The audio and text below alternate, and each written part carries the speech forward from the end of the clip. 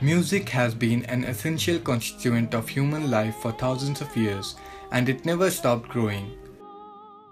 So darling, consciously or unconsciously, music stimulates our brain, which is reflected in our personality.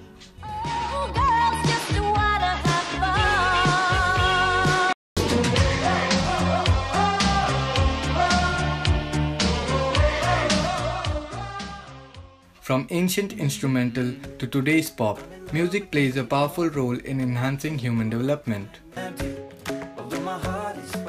Whether these melodies have made you feel nostalgic or increased your heartbeat, there's always a response from our brain whenever we listen to a melody. In this documentary, we will see the impact of music on human moods and behavior and the therapeutic use of it on people suffering from mental health issues. I think music is a universal language which can be applied to anybody, no matter the nationality or the language they speak, and I think that's quite a wonderful thing. And I think especially playing music, if you play in a group like a band or maybe like an orchestra, it's like you get this feeling like a connection with the people you're playing with that I think can be very healing, especially for those struggling with mental illness. I'm Sophia. I play the classical guitar actually, so I know how music helps with mental health quite a bit. I think that they relate together because music is something that it's a universal language and everybody can communicate through music, but it's more than that. When you don't want to talk to somebody, you can go to music. You can help you feel more relaxed and feel better about yourself. Even if whether you're playing the music or whether you're listening to the music, music just helps you relax and calm down, and it slows your brain down and it helps you to just think about things sometimes. And because music can have many different moods, it can alter your mood with that. So if you're listening to sad music, you might be feeling more sad, but if you're listening to happy music, it can help you feel more elevated and happier. I think music can be used physiologically, as I say. It can speed up a person's heart rate, it can bring it down. It can also trigger memories, and the memories can be positive memories, and those can change a person's, the way a person is feeling, or they could change it for the worse. They could bring up something that was unpleasant, but it definitely has a psychological effect. I don't know, just like, you know, when you're sad and you just feel like listening to sad music, or when you're happy you just feel like listening to upbeat music, I feel like it does reflect your mood.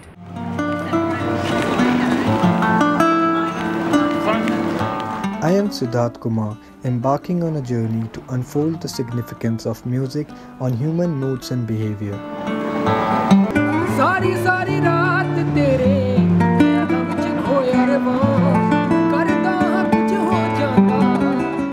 And meeting some people for whom music isn't just a source of entertainment but a vital curriculum to improve the quality of life.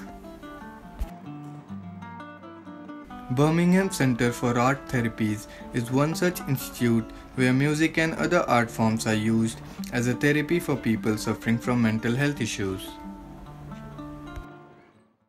I founded BCAT myself. We started as a charity in 1993 so that we could offer a service both to children and to adults, and we also do a lot for volunteers, and more recently, in fact, we have developed our arts and health side as distinct from therapy.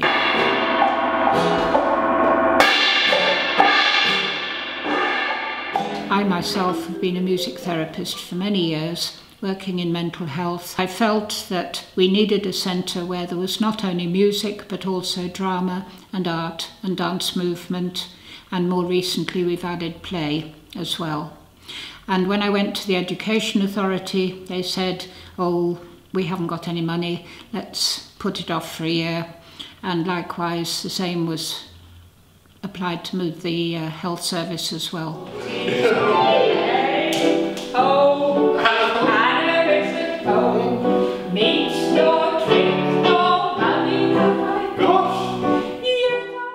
After finding about BCAT, I was very curious to know for whom and how does music therapy can be useful.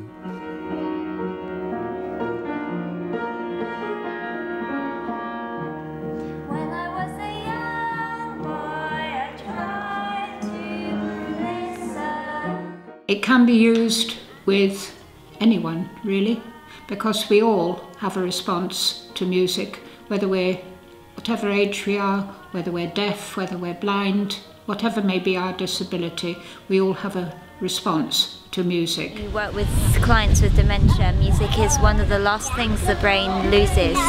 So whereas you may have some patients, I've worked with people with dementia who may not have any speech left, but if you play them a song from their childhood, they will know it and they will clap along to the rhythm. There are certain physical things that will happen which relate the speed of the music to heartbeat, to breathing, and of course when you do that, that implies that your blood gets more oxygen and so on. You can use music to improve memory, because musical memory and memory of other things are not the same. A lot has often been said about the use of music to help people to remember things that may have slipped their memory, maybe in a part of their mind that isn't immediately accessible. And this is particularly useful with people with Alzheimer's disease and various different forms of dementia. It can also, though, be used with younger people who associate music, as we all do, with particular backgrounds. And you actually have to be quite careful about this, because memories may be bad as well as good. And if something is the background to a film or something that they've seen that they were frightened of, then you may be provoking or encouraging someone to remember something which in fact has caused them fear, caused them anger. So you really do have to be very careful. It's a very, very powerful thing, music and the other art forms. And this is why you do need to have a full training before you can be an arts therapist. The therapists are trained to notice people's response to the music and through varying techniques and skills to use the responses and to support the responses of the client, whether they're playing, whether they're listening, whether they're singing, to support the needs of the client in the best way possible.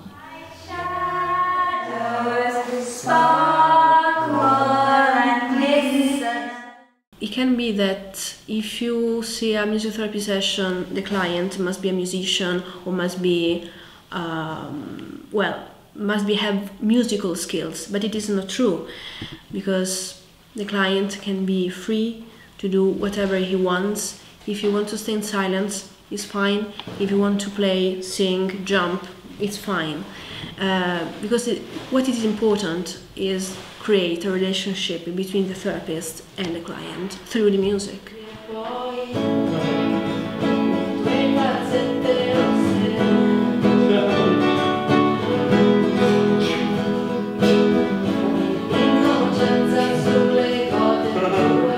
To create a relationship with the client, we try to pick up his musical production is a starting point. What he brings or she brings in the session, it's our material to develop, to reflect.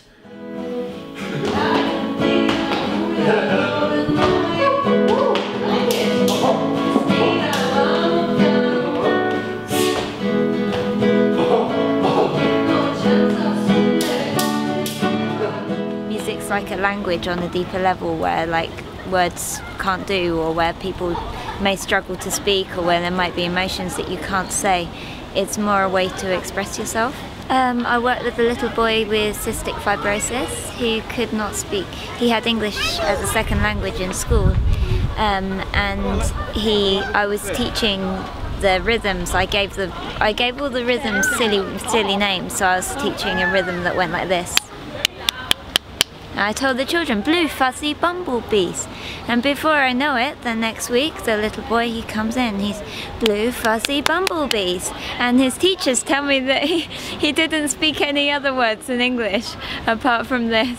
So he really seemed to enjoy the rhythms, and he got involved in everything. He was so determined. And in some ways it unlocked his sort of understanding of English. in some way it gave him that barrier to start to have the confidence to speak through playing it on the drum first. After attending several sessions which included music and arts therapies, I was able to build a connection with the clients.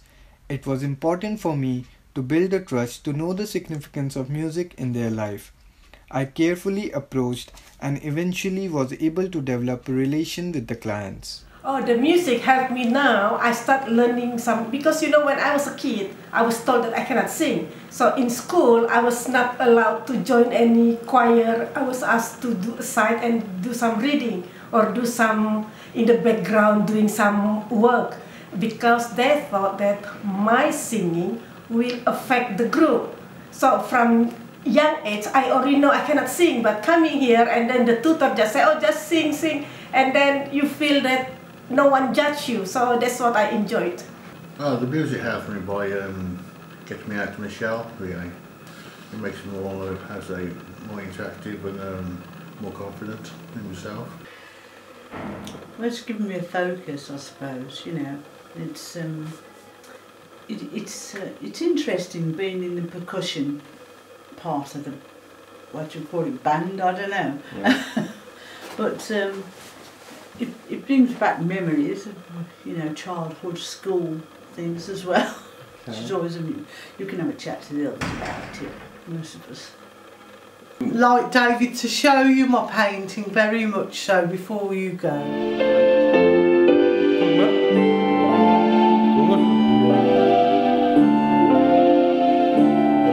like it here.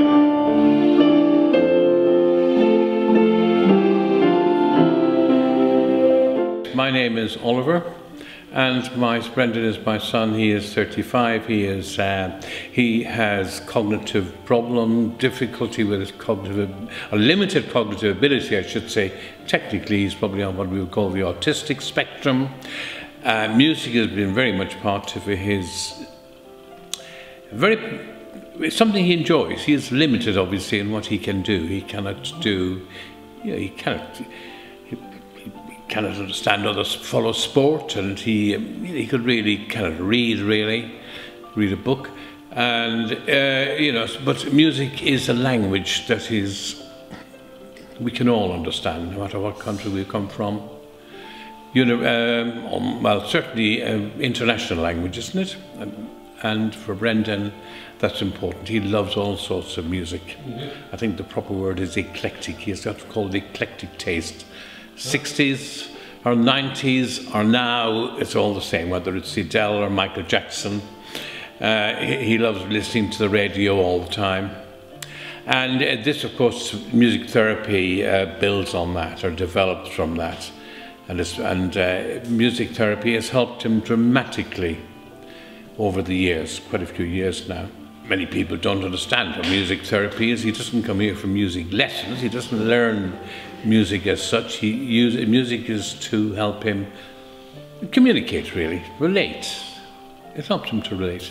And obviously he enjoys it. He loves it very, very much. You've just filmed a part of a session, and Brendan absolutely adores it. He comes to Angela for music therapy.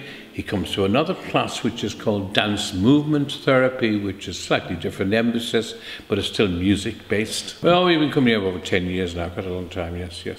And it's using music all the time to help him, to improve him, and we think he has improved in his. It could have been difficult when he was younger, you know. Without any of this, he probably would be a very different person. In fact, he might be in institutional care.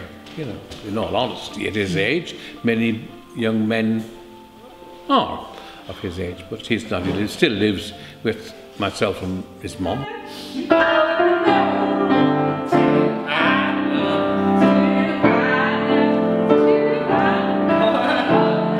We try through the music to encourage him to improve his dialogue, his conversation, because his answers are very short.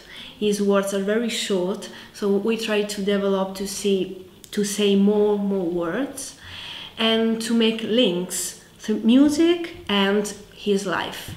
I've known Brendan for very many years, and he does have autism, but not totally debilitating autism. He's very aware, although he does use echolalia, which means that he repeats what he hears other people speak about. And again, he dislikes, as many autistic people do, the use of the word why, what, where, and so on. He can't actually construct an answer to this. But particularly, Brendan has developed his personality through the musical improvisation which we do together.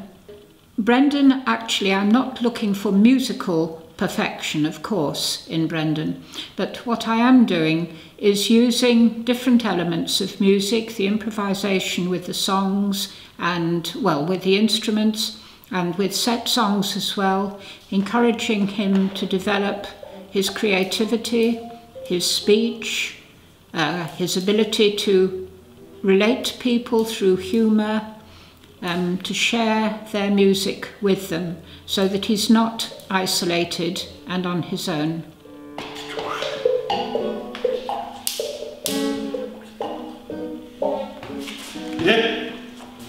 We obviously only come twice a week, but those 2 weeks, you know, you build up to it as part of his week. Yeah, it's very much part of it. Most important part of his week, I would say. You know, he looks forward to it. We're having a break now for a few weeks, but because of summer holidays, but he loves that.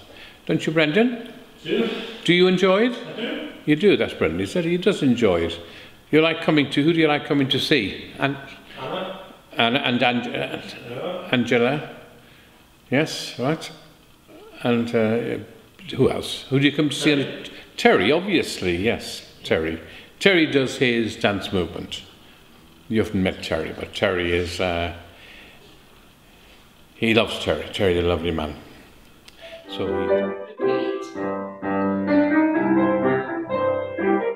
My journey was about to come to an end, but before that, I would like to introduce you to Michael, who was a very good piano player, and I'm very grateful to his wife who gave the permission to use one of his music sessions for this documentary.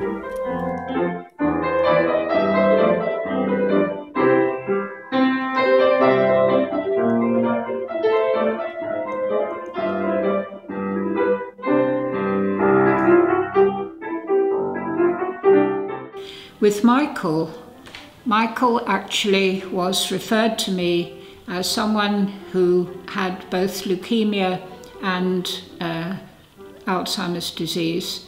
He had been a good pianist, self-taught, classical music, and played a lot of Chopin.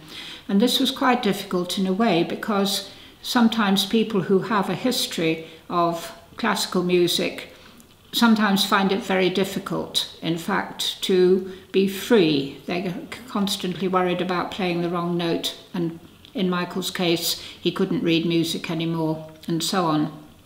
But he was referred to me, and I thought, okay, I'll rise to the challenge. And one of the sessions, near the beginning that we had, he'd arrived actually on a day when it was incredibly windy and rainy. And I realised that he was very limited in what he actually could still do. He knew the tunes in his head, but he couldn't actually play them. So I said, well, let's forget about this for a moment. Let's move on to something different, and let's do some improvising. And I spoke to him not as someone who has dementia, but as a fellow human being. I explained to him what we would do. It wasn't a question of right notes or wrong notes, but let's make a musical picture of the experiences of the journey that you've had down from Walsall. And we started playing rain and wind and so on, and suddenly, because he was a very intelligent man, his fingers were flying over the keyboard again, and the limitations which his dementia, in fact, was making upon him suddenly vanished, because he realised that he still was able to be creative and he could express himself, not worrying about whether he was playing the right notes or not.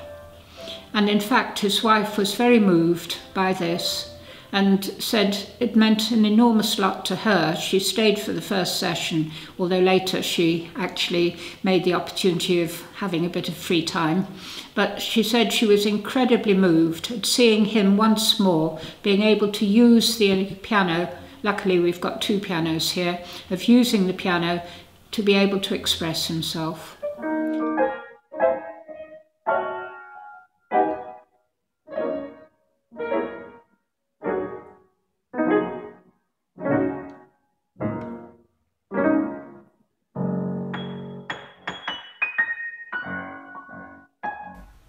Michael is an inspiration for many, and music has played a tremendous role in his life. Unfortunately, he is not with us anymore.